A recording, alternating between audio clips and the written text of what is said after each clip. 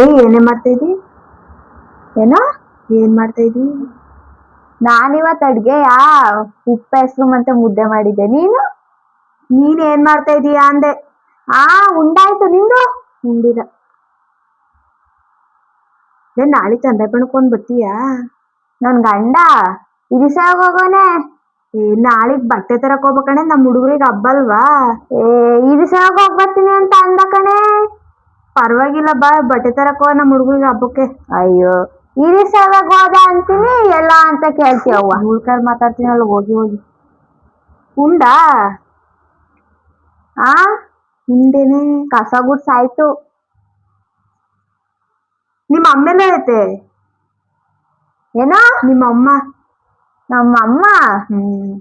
ನಮ್ಮಮ್ಮ ಇಲ್ಲ ಮನೇಲಿ, ಬೆಂಗ್ಳೂರ್ಗ್ ಹೋಗೈತೆ. ಏನ್ ಮಾಡಕ್ಕೆ?